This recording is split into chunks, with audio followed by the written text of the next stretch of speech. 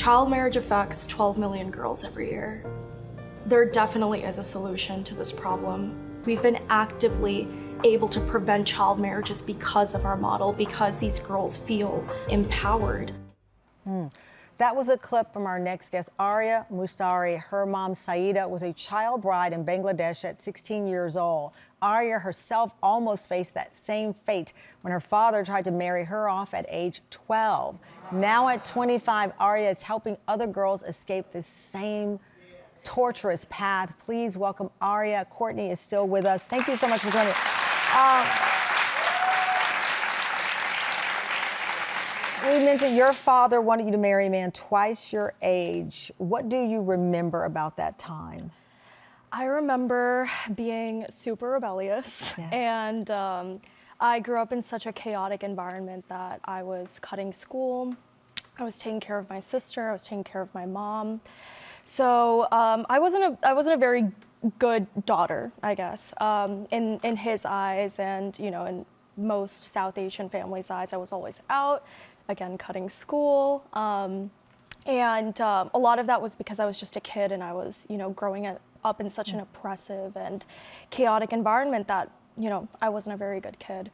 So I just remember my dad telling my mom, like, in the kitchen of our, like, really crappy New York City Queens apartment, and just being like, she's not going to achieve anything with her life anyway. Might as well get her married off. So that's what I remember from it. And I remember, my mom standing up for me, and she's just like, what the hell are you saying? Why would we do that? And she knew your mother's in the audience. Saida is here in our audience right now. She's sobbing. Your mother was a child bride herself. And so when this is placed in front of her, again, you pointed out, this was in New York City, in your apartment, not in some far, far away place, in New York City. Your mother, who's a survivor, sees her daughter now being put in this same situation. What's so interesting is that you also saw yourself as her protector. So you're both trying to save each other from this path of destruction of women who are placed in this situation. How were you able to free yourself? Well, I would say in a lot of ways, we always say that we raised each other.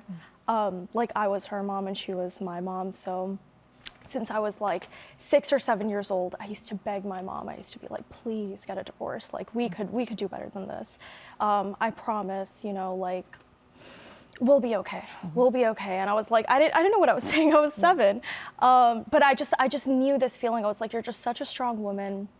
You're working every single day, and you're not even really getting paid for working every single day. I was like, you're so strong, you could do it.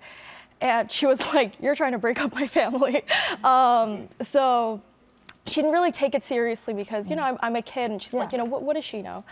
And then, eventually, when I was 12 years old and my dad tried to do the same thing to me, she listened and she was like, yeah, you're right, we should get a divorce. That was the breaking point for your family when your mother saw your father put you in a position that she had experienced. You've now expanded this to help children around the world, but you want people to understand clearly this is a problem here. How do you describe the problem in the States? So, I mean, the fact that it's still legal here is insane, right?